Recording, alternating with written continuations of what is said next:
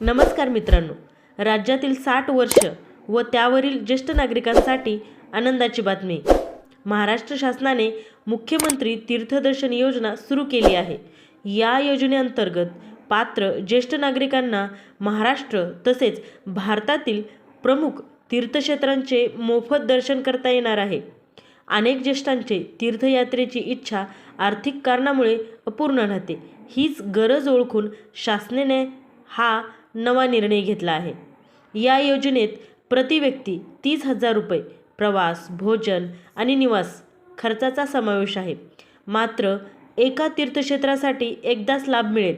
पात्रता आणि अटी: लाभार्थी महाराष्ट्राचे रहिवासी असावे, वय किमान 60 वर्ष असावे आणि कुटुंबाचे वार्षिक उत्पन्न 2.5 लाख रुपयापेक्षा जास्त नसावे.